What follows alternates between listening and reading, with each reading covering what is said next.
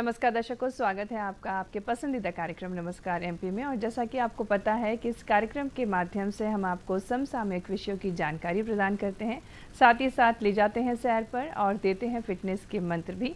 तो कार्यक्रम की शुरुआत करते हैं। सबसे पहले आप नोट कर लीजिए हमारे टोल फ्री नंबर्स, जिससे आप भी जुड़ सकें हमारे इस कार्यक्रम से।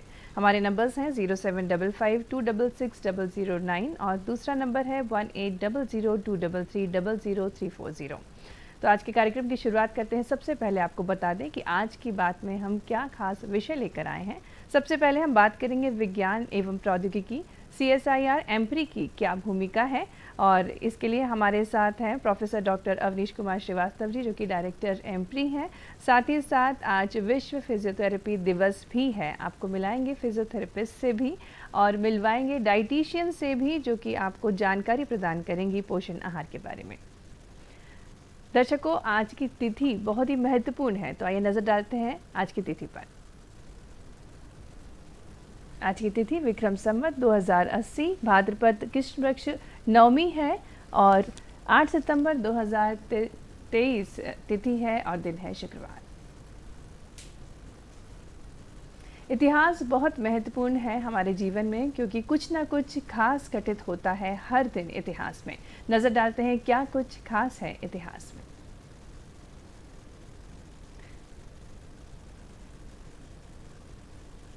1320 में गाजी मलिक दिल्ली का सुल्तान बना। 1755 में फ्रांसीसी और भारतीय युद्ध ब्रिटिश और फ्रांसीसी सेना और उनके सहयोगी भारतीय सहयोगी झील जॉर्ज की लड़ाई में एक ड्रॉ के लिए लड़े।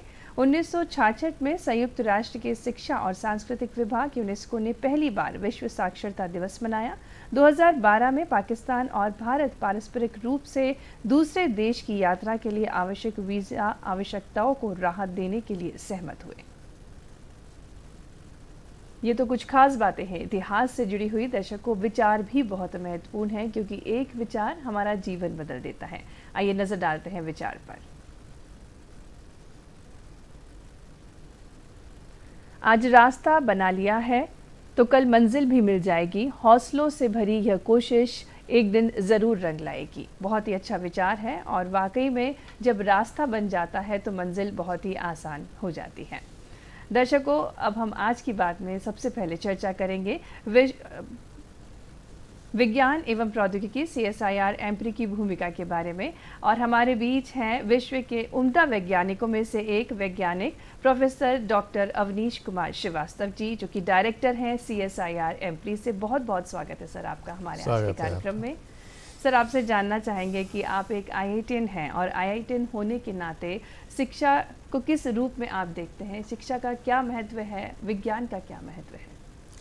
पहले तो मैं बताऊं, अभी मैं फ़िलहाल पिछले 6 साल से advance materials and process research institute Bhopal में जो है, जिसमें इंजीनियरिंग मटेरियल्स पर रिसर्च होती है, ये CSIR की एक कंस्टिट्यूएंट बॉडी है, उसका मैं निदेशक हूँ। और यहाँ पर जो रिसर्च होती है, इसका देश और विदेश में उसका उपयोग होता है हर माध्यम से। CSIR council of scientific and industrial research है, जो 26 सितंबर 1942 में जिसका इस्टेब्लिशमेंट हुआ था जी। और उस समय 4 लैब्स CSIR की शुरू हुई थी, और आज 37 लैब्स हैं CSIR की पूरे कंट्री में, पैन इंडिया इसका है। और हम जल थल वायु किसी भी उसमें आप कहिए तो CSIR की एक अच्छी भूमिका है जी। विज्ञान और प्रौद्योगिकी के क्षेत्र में। बिल्कुल। आपने कहा मैं IITian हूँ।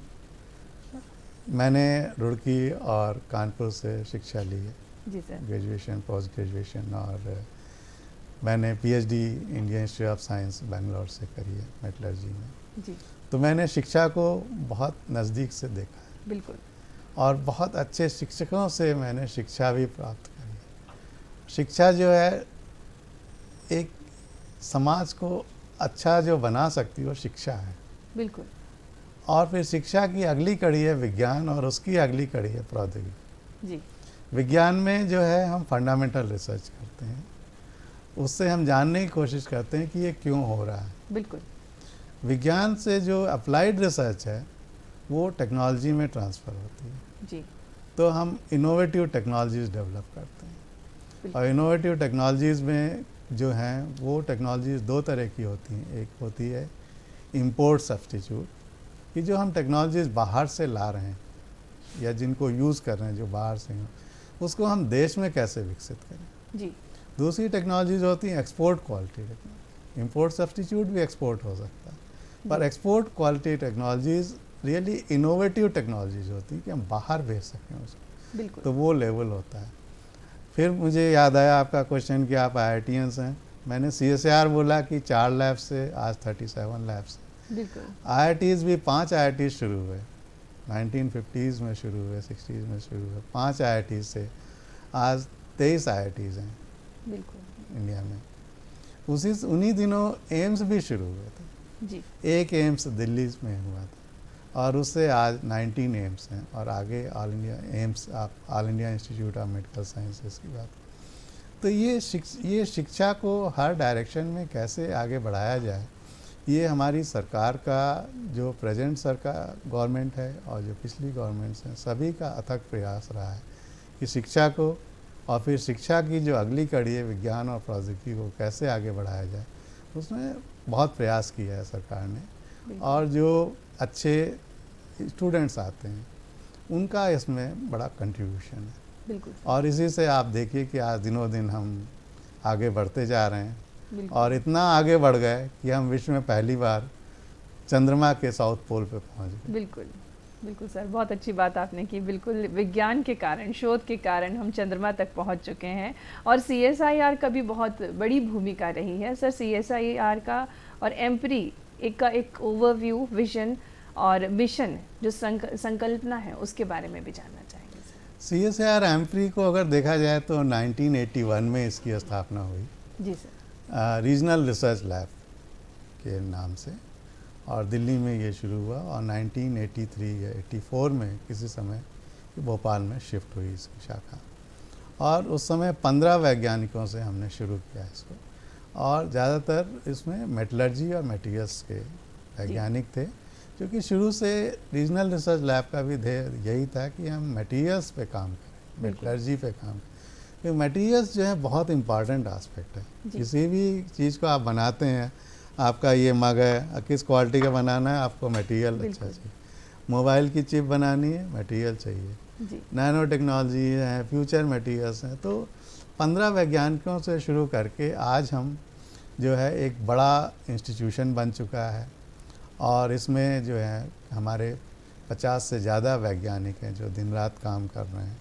और हमारी भूमिका यही है कि हम इंजीनियरिंग मटेरियल्स पे रिसर्च करें जी, और उन इंजीनियरिंग मटेरियल्स से हम टेक्नोलॉजीज़ बनाएं, प्रोडक्ट्स और नए मटेरियल्स जो कि हम इंडस्ट्रीज़ को दें।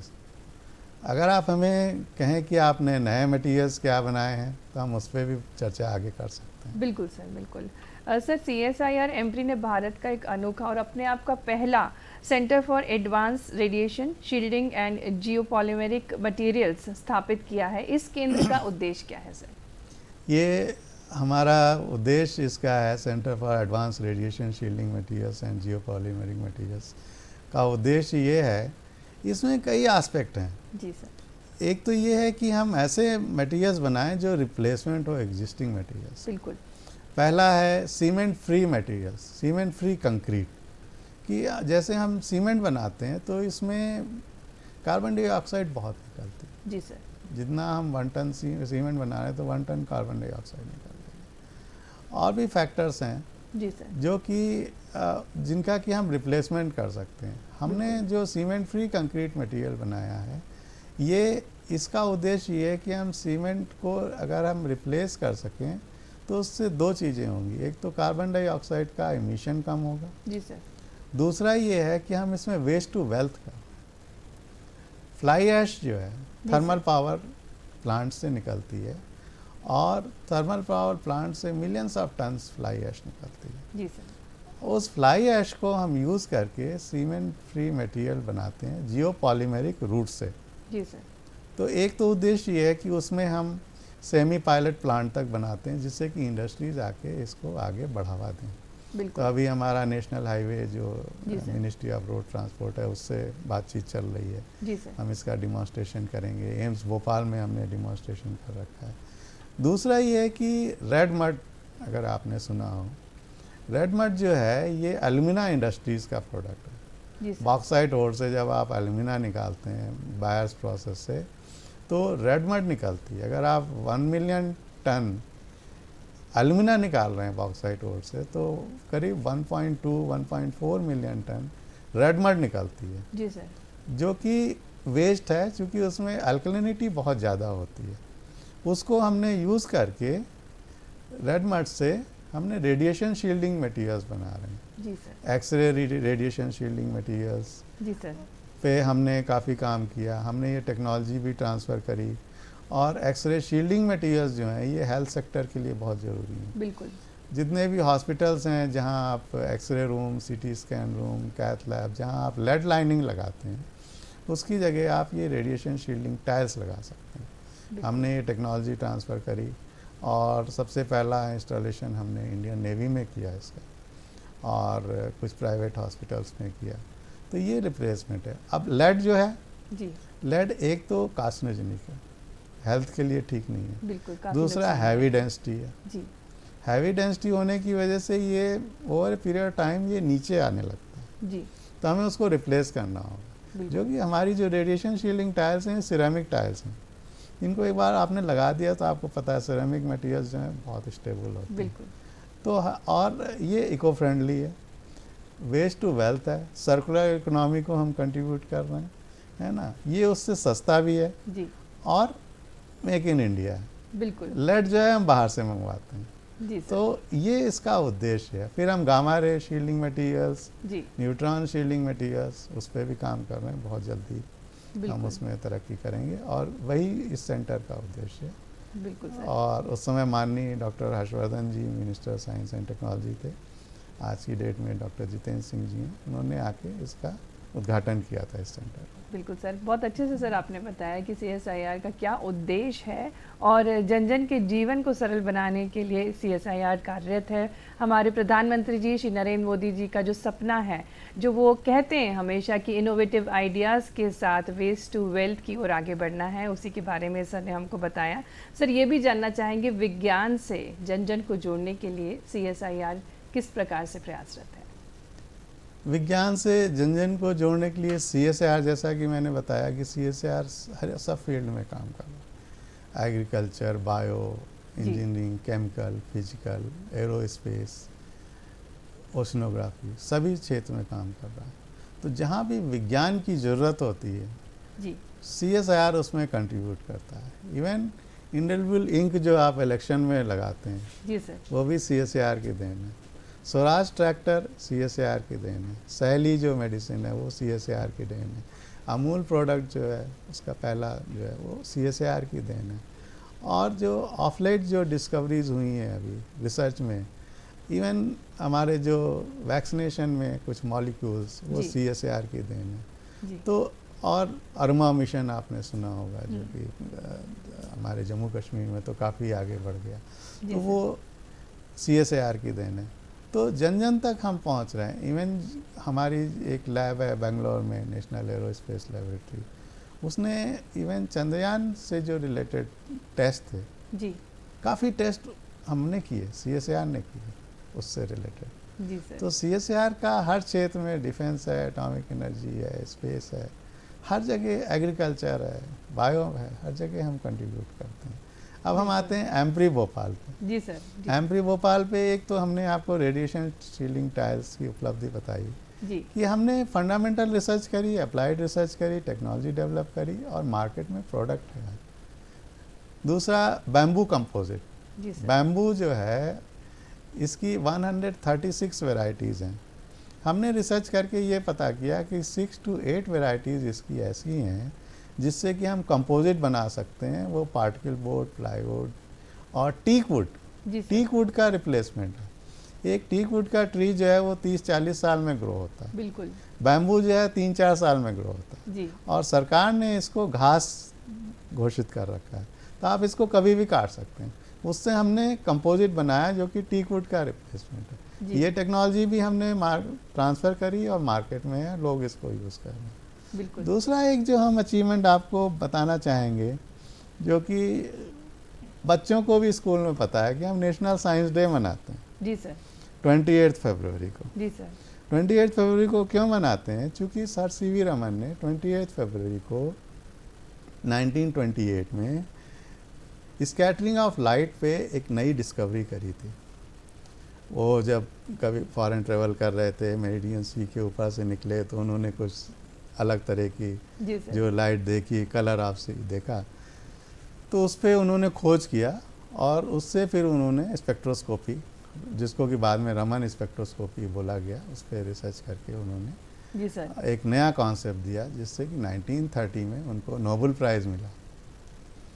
पर जो भी कारण रहे हों, 1950s या 60s में हाई एंड रमन स्पेक्ट्रोमीटर बनने शुरू हुए, लेकिन वो बाहर बनते थे दूसरे कंट्री से। जी सर। और हम उनको परचेज करते थे। अभी हमने CSIR की एक योजना है, NMITLI program, new millennium Indian technology leadership initiative, वो that is the biggest public private partnership program. उसमें हमने एक इंडस्ट्री के साथ मिलके हाई एंड रमन स्पेक्ट्रोमीटर बनाया। क्लास 2 ग्रेड रमन स्पेक्ट्रोमीटर है वो। क्लास 2 क्लास 1 वो मेक इन इंडिया में उसके कुछ हैं प्रोटोकॉल्स डिफाइन करते हैं, बनाया, और वो इंडस्ट्री जो है इसको मैन्युफैक्चर कर रही है और मार्केट में आ गया है। जी सर, बहुत बड़ी उपलब्धि है हमारे CSIR भोपाल के लिए। सर एक कॉलर जुड़े हैं हमारे साथ, अमित सिंह है भोपाल से।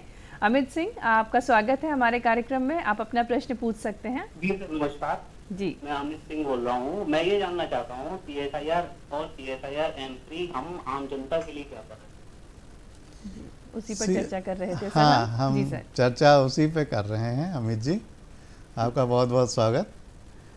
CSIR एम्प्री का आम जनता से, देखिए, एक तो हम जो टेक्नोलॉजीज़ देते हैं वो आम जनता तक ही पहुंचती है, वो डायरेक्टली हो या इनडायरेक्टली हो, जी, है ना।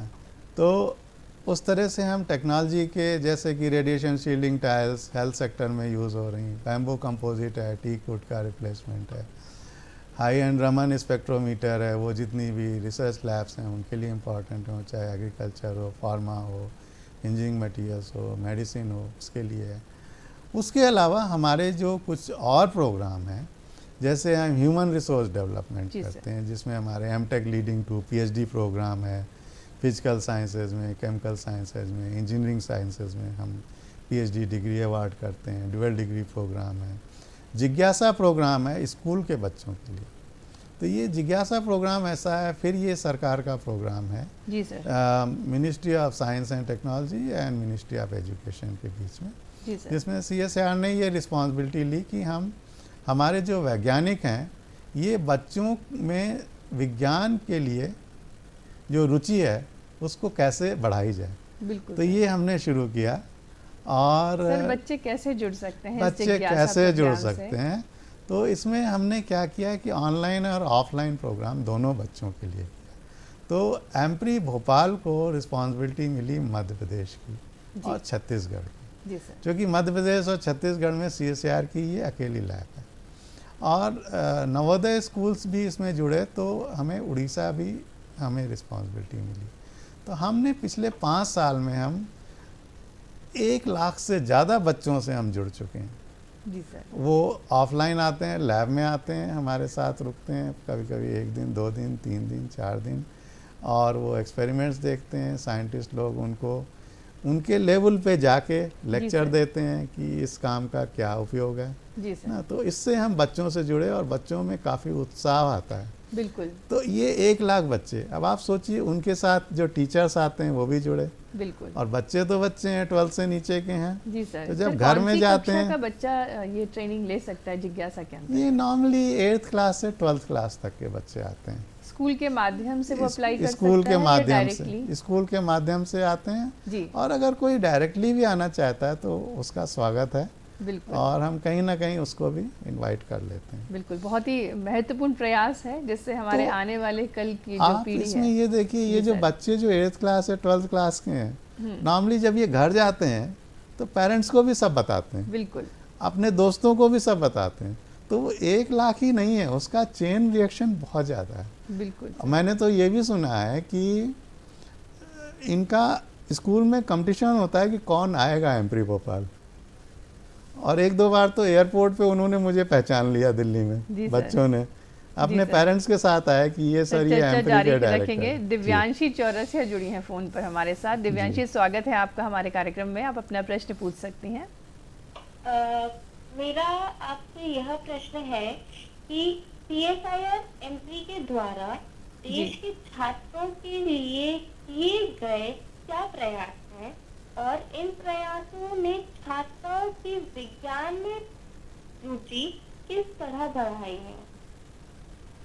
जी सर। व्यांशी जी, आपका प्रश्न बड़ा उचित है। अगर आप इस प्रोग्राम को सुन रही हैं, जुड़ी हुई हैं, बिल्कुल। तो काफ़ी कुछ मैंने बताया, लेकिन मैं फिर यही बताऊंगा कि छात्रों में रुचि जो है, हम उनको जब लेक्चर देते हैं और उनके लेवल पे जाके देते हैं। रेडिएशन शील्डिंग टाइल्स, विज्ञान में क्या हुआ, कैसे वो रेडिएशन शील्डिंग टाइल्स बनाई हमने, वो तो एक अलग विषय है, वो खाली वैज्ञानिक समझता है, लेकिन उसका जो उपयोग है वो एक आम जनता समझती है। बिल्कुल। कि आपने एक लेड लाइनिंग को रेडिएशन शील्डिंग टाइल से बदल दिया, जो कि हेल्थ के लिए भी अच्छी है, सस्ती भी है, वेस्ट टू वेल्थ है, सर्कुलर इकोनॉमी को कंट्रीब्यूट करती है। जी सर। तो ये जो पॉइंट्स हम बच्चों को बताते हैं, तो वो साइंस की ओर बढ़ते हैं। बिल्कुल सर। उनकी रुचि बढ़ती है और वो भी साइंस और टेक्नोलॉजी में आना चाहते हैं।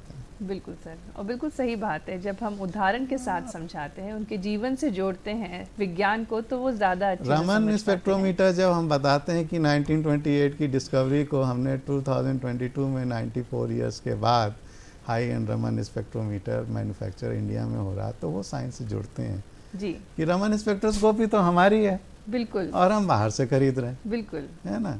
ऐसे ही अभी आपने देखा होगा, एक और एग्जांपल मैं दूं, पराली एग्रो वेस्ट है, जी सर। दिल्ली, पंजाब, हरियाणा में जी सर। अभी 9 अक्टूबर से जनवरी तक वो जलाने की प्रॉब्लम आती है और उससे कहते हैं दिल्ली गैस चैम्बर बन हाँ गया जी, है, ये सब। बिल्कुल।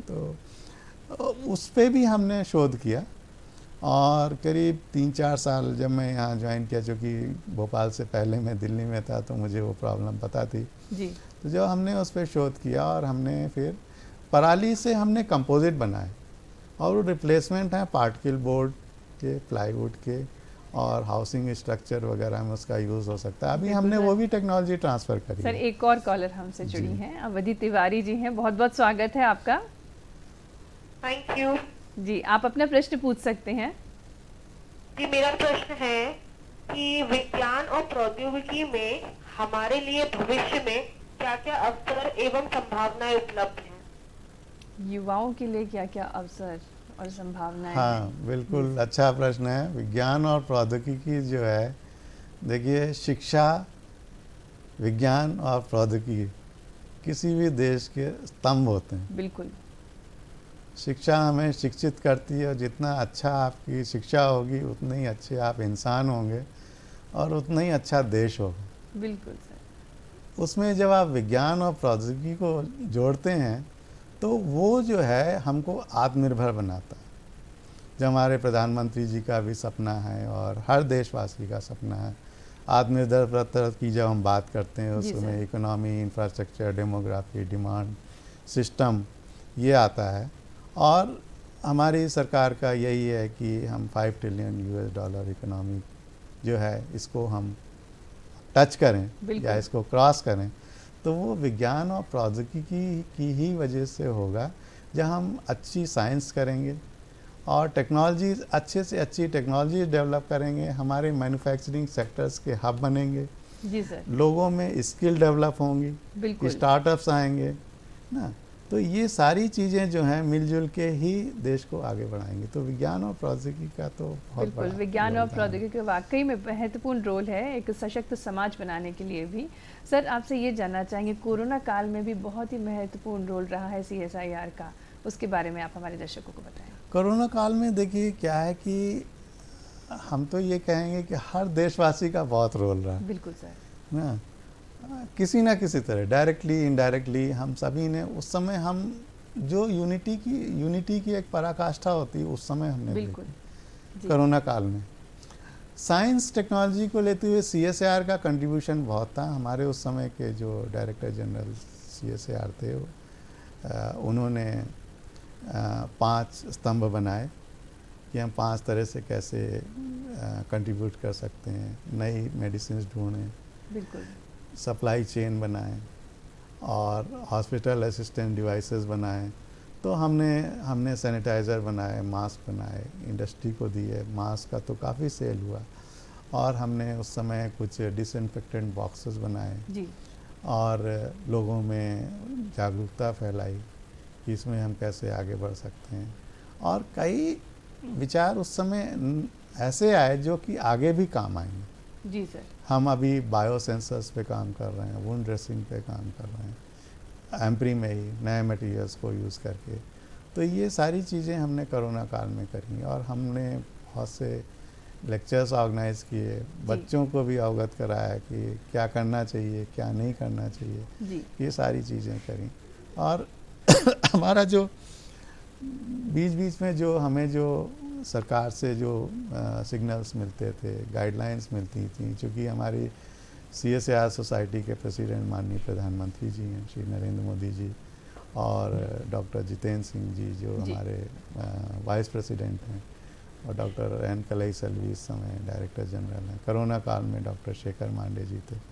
तो इन लोगों से हमें गाइडलाइंस मिलती थी कि आप कोरोना काल में क्या करिए। आपको विश्वास नहीं होगा, कोरोना काल में हम हर किसी तक पहुँचे, बैंक एम्प्लॉयज़, पुलिसकर्मी, आम जनता, सब गाँवों में हम गए और जो हमसे बन पड़ा, जो सुविधाएं हम उनको दे सकते थे हमने दिया उनको।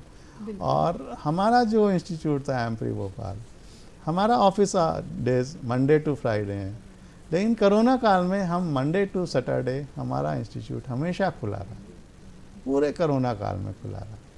तो ये हमारी उपलब्धियां थी कोरोना काल। बिल्कुल सर, महत्वपूर्ण योगदान है CSIR का। सर, एक धरा, एक परिवार, एक भविष्य का स्वप्न विज्ञान एवं प्रौद्योगिकी के माध्यम से किस प्रकार से पूरा हो सकता है।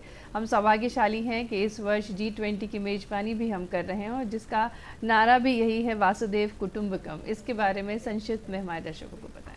वासुदेव कुटुंबकम, इससे अच्छी कोई बात ही नहीं हो सकती। One earth, one family, one future जी, और one earth, one family, one future जब हम आप बात करते हैं तो ये हमारे प्रधानमंत्री जी ने बहुत अच्छा नारा दिया है जी, जिससे कि पूरा दुनिया यूनाइट हो। जी सर। और इससे देखिए, इसमें 2-3 एस्पेक्ट हैं। G20 क्या है, 1999 में ये शुरू हुआ और ग्लोबल इकोनॉमी को ध्यान में रखते हुए बिल्कुल 20 कंट्रीज़ इसमें जुड़े, 19 कंट्री और यूरोपियन यूनियन। और ये था ग्लोबल इकोनॉमी के अंडर में जो फाइनेंशियल स्टेबिलिटी होती है, क्लाइमेट चेंज मिटिगेशन है, सस्टेनेबल डेवलपमेंट है, उन एस्पेक्ट्स को इश्यूज बना के उनको हम कैसे आगे बढ़ाएं, कैसे उसमें उन्नत करें। और इसलिए G20 का आरंभ हुआ और इसमें जो 20 कंट्रीज़ हैं, अभी आप देखिए आज से G20 का जो प्रेसिडेंसी का जो आज हमारे सारे राष्ट्राध्यक्ष या उनके प्रतिनिधि आ गए हैं और शुरू हो गया कार्यक्रम। तो ये बहुत बड़ा कार्यक्रम है और प्रधानमंत्री जी ने इसको शुरू किया। इसका उद्देश्य यही है कि ग्लोबली हम कैसे एक सस्टेनेबल डेवलपमेंट ग्रोथ मॉडल जो इकोनॉमिकली वायबल हो और क्लाइमेट चेंज से रिलेटेड जो इश्यूज़ हैं उनको भी ध्यान में रखते हुए कैसे आगे बढ़ें। और इसको हम कहीं ना कहीं अपनी आत्मनिर्भरता से भी कनेक्ट कर सकते हैं कि हम खुद आत्मनिर्भर कैसे हों। आत्मनिर्भर का मतलब ये नहीं होता कि हम दुनिया से कट ऑफ हो जाएं जी, लेकिन हम आत्मनिर्भर हों। बिल्कुल। कल को कोई प्रॉब्लम आए तो हमें लगे कि नहीं, हम अपने को बचा सकते हैं, अपने को भी बचा सकते हैं और अपने पड़ोसी की भी हेल्प कर सकते हैं। वो आत्मनिर्भरता होती है। और इससे G20 से एक आगे हम एक और स्टेप आपको बताएं, जो सस्टेनेबल डेवलपमेंट गोल्स हैं।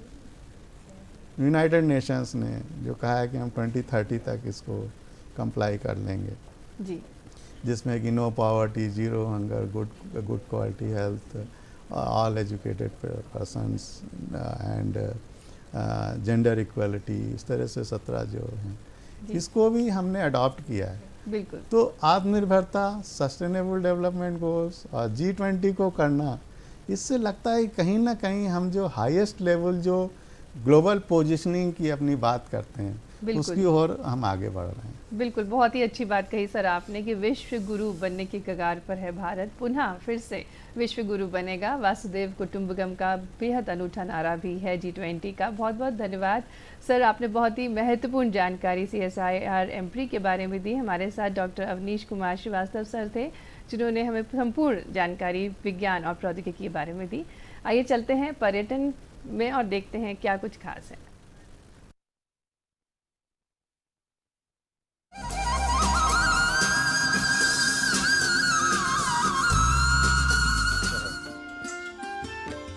मध्य प्रदेश के भौगोलिक किनारे पर स्थित है ग्वालियर। ग्वालियर भव्य और शानदार इमारतों की एक सीमा प्रदान करता है। ग्वालियर के किले वास्तुशिल्प कौशल और जटिल डिजाइन के महान उदाहरण हैं। ग्वालियर का पहाड़ी किला और ग्वालियर शहर उत्तर भारत के इतिहास के अभिन्न अंग रहे हैं।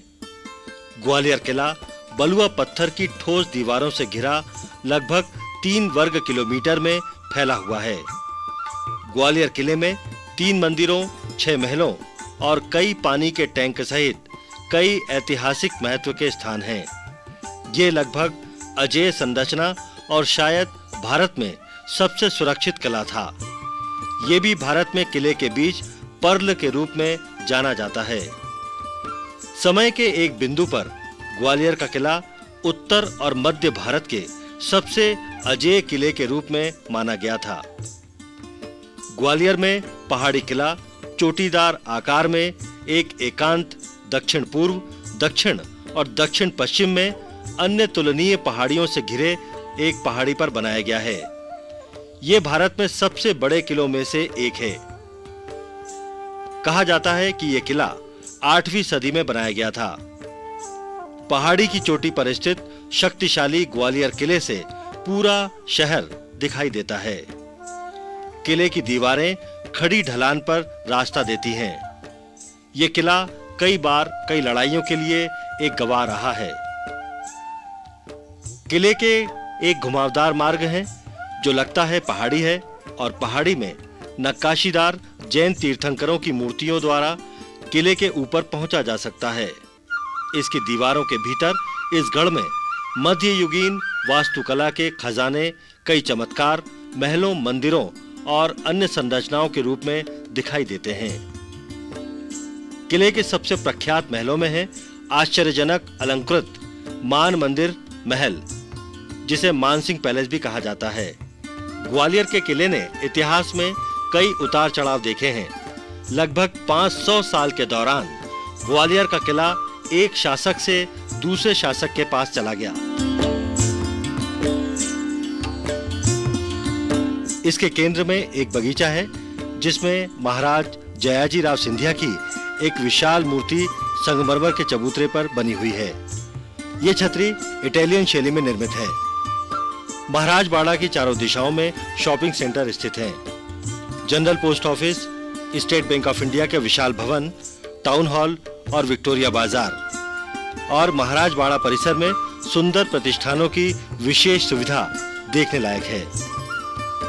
बाड़ा बाजार की खास विशेषता यह है कि यहाँ आने के लिए 7 प्रवेश द्वार हैं। महाराज बाड़ा ग्वालियर का सबसे बड़ा और सबसे महत्वपूर्ण बाजार है। महाराज बाड़ा की वास्तुकला बड़ी ऐतिहासिक और सुंदर है। इसका कारण है महाराज जयाजी राव सिंधिया का वास्तुकला प्रेम। महाराज जयाजी राव सिंधिया ने महाराज बाड़ा क्षेत्र में विभिन्न शैलियों की 7 इमारतों का निर्माण करवाया था। महाराज बाड़ा में इटालियन, जर्मन, रशियन, मुगलई, राजपूती और चीनी वास्तुशिल्प की प्राचीन इमारतों को देखा जा सकता है। तो ये तो था ग्वालियर का फोर्ट, और अब हम बात करेंगे विश्व फिजियोथेरेपी दिवस के बारे में। और जैसा कि हम सभी को पता है कि 8 सितंबर को विश्व फिजियोथेरेपी दिवस मनाया जाता है और इस दिवस पर खासकर फिजियोथेरेपिस्ट का सम्मान किया जाता है। साथ ही साथ फिजियोथेरेपी के बारे में जागरूक अभियान भी संचालित किए जाते हैं। और इस वर्ष की जो थीम है वो है इष्टतम भौतिक चिकित्सा बुजुर्गों के लिए। अनूठी थीम है ये। हम स्वागत करेंगे, हमारे बीच हैं आज फिजियोथेरेपिस्ट डॉक्टर पवन पाटीदार जी, जो कि सीनियर फिजिशियन फिजियोथेरेपिस्ट हैं, असिस्टेंट प्रोफेसर हैं और ऑप्टिमल फिजियोथेरेपिस्ट क्लिनिक के ओनर भी हैं। बहुत बहुत स्वागत है डॉक्टर पवन जी आपका। सर, सबसे पहले जानना चाहेंगे क्यों मनाया जाता है विश्व फिजियोथेरेपी दिवस? मैम, विश्व फिजियोथेरेपी दिवस एक ग्लोबल हेल्थ केयर प्रोग्राम है जो 1951 में विश्व फिजियोथेरेपी फाउंडेशन की स्थापना की याद में 1996 8 सितंबर से हर साल विश्व फिजियोथेरेपी दिवस के रूप में मनाया जाता है। इस फिजियोथेरेपी दिवस का उद्देश्य होता है कि पब्लिक को और समाज को अवेयर करना, व्यायाम के द्वारा हम किन किन कंडीशन या बीमारी को हम ट्रीट कर सकते हैं और उन डिसेबिलिटी को हम प्रिवेंट कर सकते हैं। जी, दर्शकों आपको बता दें आज एक और हमारे साथ मेहमान हैं, हमारे बीच हैं डाइटिशियन समरा हुसैन जी, जो कि हमें पोषण आहार के बारे में बताएंगे। बहुत बहुत स्वागत है समरा जी आपका हमारे आज के कार्यक्रम में। आपसे जानना चाहेंगे पोषण आहार के महत्व के बारे में। हर जगह इसी बात का चर्चा होती रहती है कि न्यूट्रिशन बहुत इम्पॉर्टेंट है, बहुत इम्पॉर्टेंट है। क्यों इम्पॉर्टेंट है? क्योंकि हमारी लाइफ के हर एस्पेक्ट में वो रिक्वायर्ड है। बिल्कुल। आप देखें बचपन से ही शुरू हो जाता है, इनफैक्ट वूम से ही स्टार्ट ऑफ हो जाता है। जब एक गर्भवती महिला एक बेबी को अंदर कैरी करती है तब से ही न्यूट्रिशन का इम्पोर्टेंस बहुत ज़्यादा स्टार्ट ऑफ हो जाता है।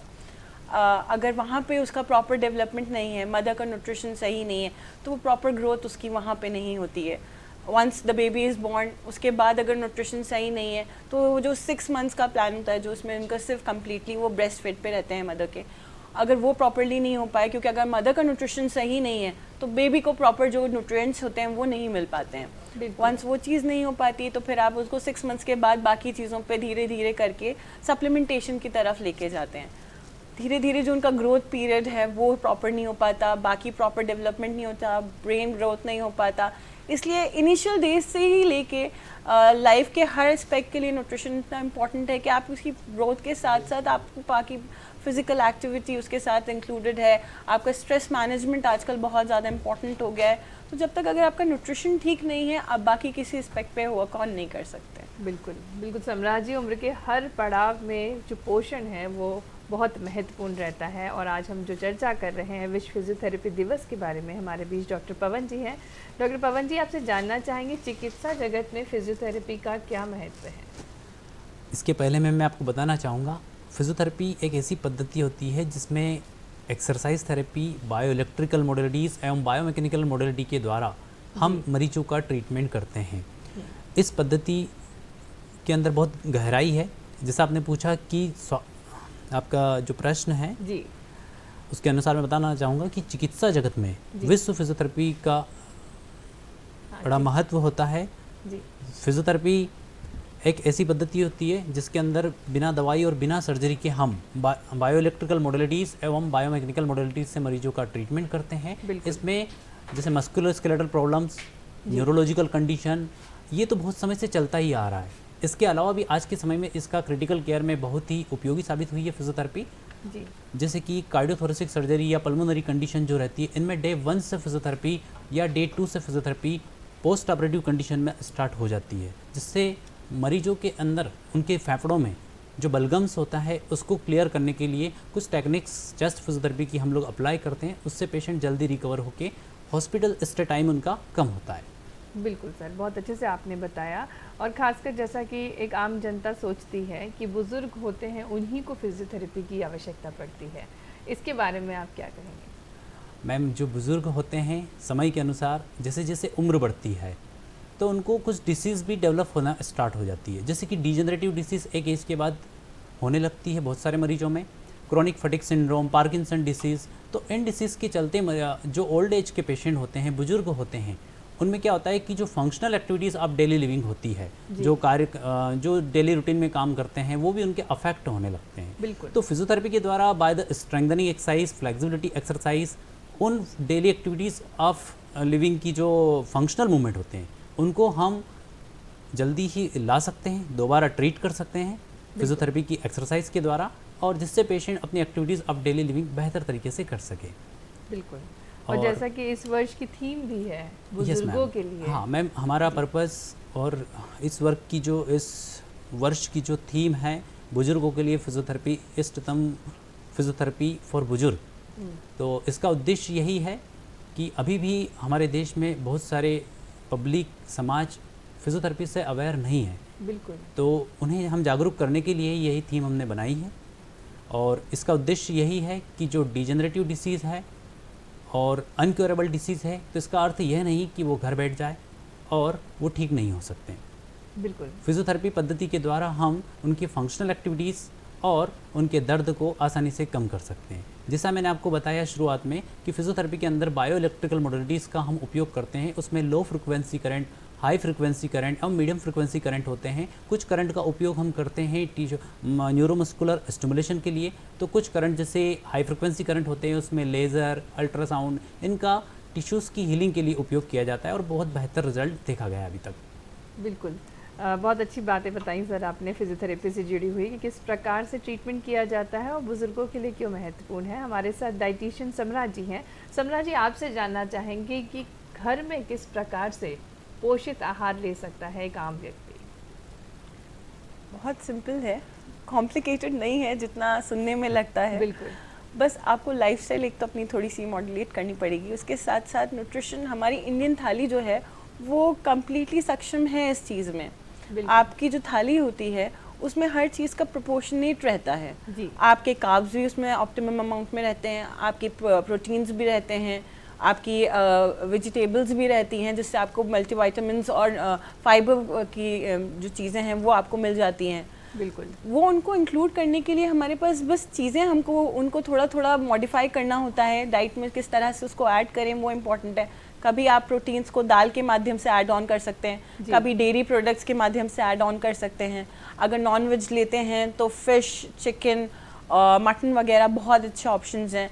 बट अगर आप वेजिटेरियन हैं तो भी आपके पास थोड़े लिमिटाइज्ड रहते हैं, बट स्टिल आपके पास ऑप्शंस तब भी हैं। आप नट्स ले सकते हैं, सीड्स ले सकते हैं, डेयरी प्रोडक्ट्स सारे ले सकते हैं, सोयाबीन बहुत अच्छे ऑप्शंस हैं, जितनी भी बीन्स हैं बढ़िया हैं, ये सब चीज़ें आप बहुत अच्छे न्यूट्रिशन के आपके सोर्सेज हो जाते हैं। ये तो सिर्फ प्रोटीन का हुआ।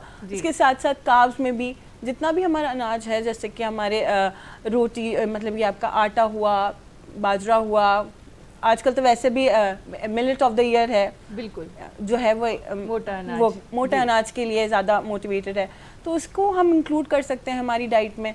सिर्फ इन चीज़ों से नहीं कि ये तो मेजर चीज़ हैं, कॉम्प्लेक्स मतलब आपके जो मैक्रोन्यूट्रिएंट्स वाली चीज़ें हैं।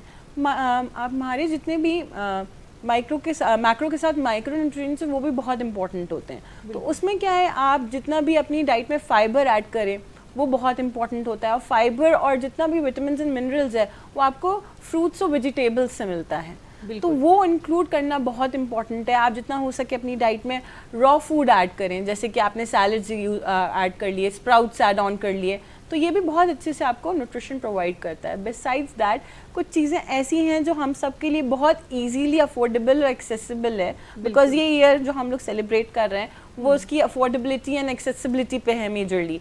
कि न्यूट्रिशन बोला तो जाता है कि सबके लिए, लेकिन ज़रूरी नहीं है हर एक तक पहुँच जाए।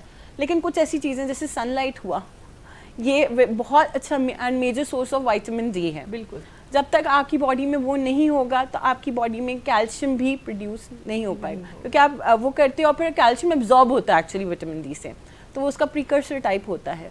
अगर आप वही नहीं ले रहे हैं तो फिर आप जितना भी कैल्शियम ले लें या डेयरी प्रोडक्ट्स ले लें या जितनी भी आप चीज़ें ले लें जिसमें कैल्शियम रिच चीज़ें हैं, पर आपकी बॉडी उसको एब्जॉर्ब नहीं कर पाएगी। तो सनलाइट बहुत फ्रीली अवेलेबल है, लेकिन ये नहीं है कि दिन के 12 बजे आप जाके वो सनलाइट लें।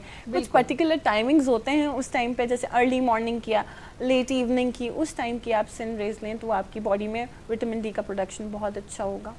इन चीज़ों को बहुत अच्छी बात है समरा जी आप बता रहे हैं। और जैसा कि दर्शकों आपको ही पता है कि सितंबर के पहले सप्ताह में पोषण आहार सप्ताह हम मनाते हैं, और समरा जी ने बताया कि इस वर्ष की जो थीम है वो भी अनूठी है।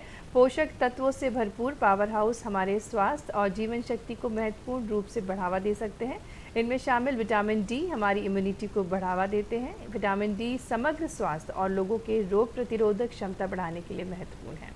समरा जी आपसे ही जानना चाहेंगे, आइडल डाइट चार्ट क्या होता है? आजकल जो चलन है कि फाइबर का इंटेक ज़्यादा करें जिससे वजन कम हो जाएगा, इसके बारे में आप क्या कहेंगे? देखिए, मैं आपको बहुत सिंपल बात बताना चाहूँगी। जैसे हर एक कपड़े जो हैं वो डिफरेंट होते हैं, बिल्कुल, हर एक की चीज़ टेलर साइज होती है। इसी तरह से आपकी डाइट भी जो है वो बहुत टेलर मेड होनी चाहिए कोई थंब रूल नहीं है कि सिर्फ एक पर्टिकुलर चीज़ जो हमने बता दी है, जैसे आज के टाइम पे गूगल पे बहुत इजीली अवेलेबल है आपके लिए कि आप बहुत आसानी से आपने बस एक क्लिक ऑन किया and you get ample amount of options कि आप क्या क्या ले सकते हो। आपको ऑप्शंस मिल जाएंगे, लेकिन आपकी बॉडी के लिए क्या सूटेबल है, आपका लाइफस्टाइल किस टाइप का है, जो चीज़ें यूरोप में सूटेबल हैं वो यहाँ के हिसाब से नहीं है, जो हमारे यहाँ मेट्रो सिटीज़ में अवेलेबल हैं वो ज़रूरी नहीं है कि आपके विलेज साइड पे या ग्रामीण एरिया में अवेलेबल हों। तो आप उसको किस तरह से इंटेक करते हैं वो बहुत ज़्यादा इंपॉर्टेंट है।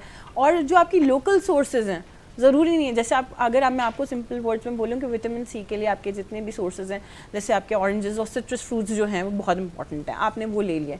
कीवी बहुत अच्छा सोर्स है, लेकिन बहुत सारी जगहों पे वो अवेलेबिलिटी नहीं है, आपको दूसरे सोर्सेज बताने पड़ते हैं। तो हरे पत्तेदार सब्जियां बहुत अच्छा ऑप्शन होती हैं, नींबू बहुत अच्छा सोर्स है, लेकिन नींबू कभी भी कोई भी आप चीज़ गर्म बना रहे हैं तो उसके ऊपर नींबू डालेंगे तो आपका विटामिन सी जो है इट्स गेट्स डिस्ट्रॉयड एक्चुअली। तो आप वो जब थोड़ा सा नॉर्मल टेम्परेचर पे आ जाए तब आप उसको स्प्रिंकल ऑन करें। धनिया पुदीने की चटनी हो गई, बेल पेपर्स हो गई, तो ये चीज़ों को आप इंक्लूड करेंगे तो बहुत हद तक आपकी डाइट में विटामिन सी भी आ जाएगा। ईजीली एक्सेसिबल है, ज़रूरी नहीं है कि जो चीज़ें बहुत जितनी ज़्यादा लुक्रेटिव दिख रही हों या जितनी एडवर्टाइज्ड हों, क्योंकि मार्केटिंग इतनी अच्छी हो गई है आजकल कि हर चीज़ बहुत आपको लगता है कि बहुत आसानी से मिल भी जाएगी, वन क्लिक है, अमेज़ॉन, बिग बास्केट, एवरीथिंग आपको अवेलेबल करा देता है, लेकिन shopping locally is much more beneficial. बिल्कुल, बहुत अच्छी बात बताई आपने सम्राट जी। बात हम फिजियोथेरेपी भी कर रहे थे, हमारे साथ डॉक्टर पवन जी हैं। पवन जी, आपसे जानना चाहेंगे क्या फिजियोथेरेपी सर्जरी को रिप्लेस कर सकती है? क्योंकि कई बार ऐसा होता है कि आम इंजरी होती है और सर्जरी की भी नौबत आ जाती है, क्या लेकिन फिजियोथेरेपी से वो रिप्लेस हो सकती है?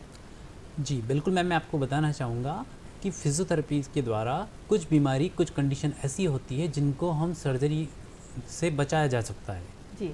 तो उसके अंतर्गत बहुत सारी कंडीशन आती है। स्पेशली मैं बात करना चाहूँगा स्पाइन प्रॉब्लम की। जैसे आज के समय में स्पाइन में सर्वाइकल स्पॉन्डिलाइटिस, लंबर स्पॉन्डिलाइटिस या लंबर डिस्क बल्ज या स्लिप डिस्क कह सकते हैं, तो ये बीमारी बहुत ज़्यादा हो रही है जी। इनके ट्रीटमेंट के लिए फिजियोथेरेपी के अंदर बहुत ही कारगर उपचार पाया गया है, जिसमें हम जैसे किसी को डिस्क की प्रॉब्लम हो रही है तो स्लिप डिस्क में क्या होता है कि नर्व कंप्रेस होने लगता है। नर्व कंप्रेशन को हम हमारी जो मोबिलाइजेशन टेक्निक्स होती है, ट्रैक्शन होते हैं और भी अदर फ्लेक्सिबिलिटी एक्सरसाइज होती है, तो हम उसको डीकम्प्रेस करके एंड लेटर ऑन उनकी स्ट्रेंथनिंग करके बैक मसल्स की उसको स्टेबलाइज कर सकते हैं। बिल्कुल।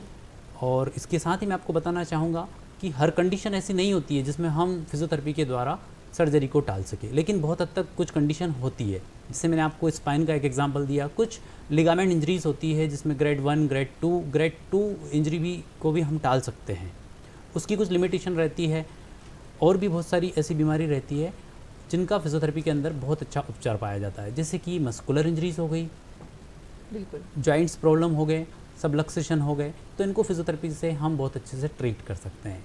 न्यूरोलॉजिकल कंडीशन में भी कुछ कंडीशन ऐसी रहती है जिनमें हम फिजियोथेरेपी के द्वारा ही उस कंडीशन का पूरी तरह से ट्रीटमेंट कर लेते हैं। बिल्कुल पवन जी, आपने बहुत अच्छे से बताया। लेकिन माफ़ी चाहूँगा मैम, इसके साथ ही जी। आपका जो प्रश्न था तो मैं एक और आंसर करना चाहूँगा। बिल्कुल। साथ में चूँकि फिजियोथेरेपी हमारी एलोपैथी की ही एक ब्रांच होती है, तो साथ साथ मरीजों को दवाई भी चलती है कुछ केस में, और उसके साथ ही फिजियोथेरेपी ट्रीटमेंट भी चलता है। कुल मिलाकर हमारा लक्ष्य होता है कि पेशेंट ठीक हो। तो एलोपैथी साइंस से जुड़ी हुई यह एक विधा है, तो इसके साथ ही फिजियोथेरेपी यदि हम करते हैं तो बहुत अच्छा उपचार पाया जाता है। बिल्कुल, आपने बहुत अच्छे से बताया। लेकिन हम समय अवधि के बारे में जानना चाहेंगे, कितना ड्यूरेशन तक फिजियोथेरेपी लेनी चाहिए? क्योंकि कई बार देखा गया है कि पेशेंट्स में इतना पेशेंस नहीं होता है कि वो पूरा ड्यूरेशन कंप्लीट करें। तो आप बताएंगे हमारे दर्शकों को कि कितना समय अवधि फिजियोथेरेपी को देनी चाहिए? बहुत अच्छा प्रश्न किया मैम आपने।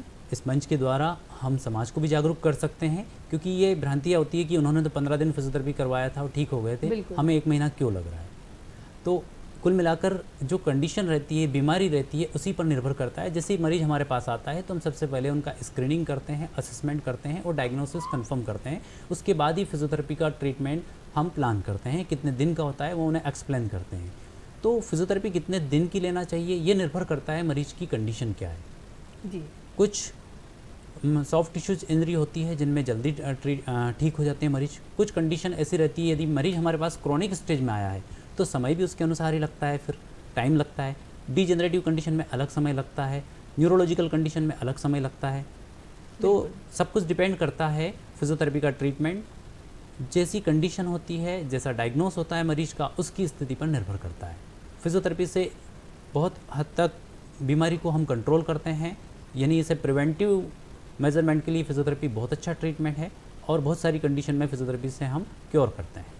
बिल्कुल पवन जी, बिल्कुल सही बात कही आपने कि सबकी इंजरी अलग तरीके की होती है, सबकी रिक्वायरमेंट अलग तरीके की होती है और उसी के अनुसार समय अवधि डिसाइड होती है। समरा जी, आपसे जानना चाहेंगे कि जो बेटियां होती हैं, जो गर्ल्स होती हैं, उनको पोषण का बहुत ध्यान रखना पड़ता है क्योंकि टीनेज आते ही बहुत सारी चीज़ें शुरू हो जाती हैं, तो उनको खान पान का किस प्रकार से ध्यान रखना चाहिए? फीमेल्स को तो वैसे भी बहुत ध्यान रखना चाहिए, सारी घर की जिम्मेदारी उनके ऊपर ही होती है। बिल्कुल। और वो लड़कियां जिनकी टीनेज शुरू होती है, Initially- तो उनका डाइट प्लान क्या होना चाहिए? देखिए, जितना भी हो सके डाइट में आपको फाइबर इंटेक बहुत बढ़ाना है, उसके साथ साथ कार्ब्स का इंटेक थोड़ा सा लिमिटाइज करके प्रोटीन इंटेक बढ़ाना पड़ेगा, क्योंकि जो जो आपकी उस टाइम पे रिक्वायरमेंट है, जी। आपको उस टाइम पे आयरन रिच सोर्सेज वाली चीज़ें, क्योंकि आपको उस टाइम पे मिनरल्स स्टार्ट ऑफ हो जाते हैं, जी। तो वो चीज़ें हैं, तो उस टाइम पे वैसे भी लड़कियों के अंदर बहुत बॉडी चेंजेस, हार्मोनल चेंजेस होने लगते हैं, तो इन चीज़ों को इंकॉर्पोरेट करने से क्या है कि तो उनके हार्मोन्स भी थोड़े बैलेंस हो जाते हैं, जो एक बॉडी के अंदर एक न्यू चीज़ें होती हैं जिसकी वजह से वो डिस्टर्ब रह जाती हैं, क्योंकि एक्ने का प्रॉब्लम बहुत ज़्यादा कॉमन हो जाता है और इस टाइम पे बहुत पिकी ईटर्स भी हो जाते हैं कि बहुत चूज़ी हो जाते हैं और पीयर प्रेशर बहुत ज़्यादा होता है कि भाई ज़्यादातर बच्चे ऐसे होते हैं जो घर में नहीं खाना पसंद कर रहे, कैंटीन से खा लेंगे, फ्रेंड्स के साथ खा लेंगे, पर क्या खा रहे हो वो ज़्यादा इम्पॉर्टेंट है। तो उनको न्यूट्रिशन बताना बहुत इंपॉर्टेंट है कि ये उनका ग्रोइंग ईयर, जो इनिशियल फेज जो अब उनकी लाइफ साइकिल का है, वो स्टार्ट ऑफ हो चुका होता है। तो इस टाइम पे उनके लिए बहुत इंपॉर्टेंट है कि फ्लूइड इंटेक भी अच्छा रखें, जितनी ज़्यादा हाइड्रेटेड रहेंगी, क्योंकि लड़कियों को चाहिए ग्लोइंग स्किन और बाल अच्छे होने चाहिए और हर चीज़ मतलब टिप टॉप होनी चाहिए वंस दे रीच देयर आपकी जो टीन एज वाली एज ग्रुप में आ जाते हैं, तो उस टाइम पे ग्रूमिंग भी बहुत ज़्यादा वो उसकी तरफ होने लगते हैं। तो इसलिए इम्पॉर्टेंट है कि आप प्रोटीन्स के साथ साथ फाइबर के साथ साथ कैल्शियम इंटेक वाली चीज़ें, विटामिन सी और आयरन वाली चीज़ों का इंटेक करें, तो आपका प्रॉपर जो इंडियन थाली है, it's complete comprising of everything. तो आप जिस तरह से आप अपनी रेगुलर डाइट में दही ऐड कर सकते हैं, क्योंकि बहुत सारी लड़कियों को प्रॉब्लम होती है दूध नहीं पीना है, ठीक है, किसी तरह से इंकॉर्पोरेट करें, पर either add on some kind of flavours, कोई रूह अफ़ज़ा ऐड कर सकता है, कुछ थोड़ा सा फ्लेवर के लिए कॉफ़ी ऐड ऑन कर सकते हैं, लेकिन डेयरी प्रोडक्ट को ऐड करना बहुत ज़्यादा इंपॉर्टेंट हो जाता है।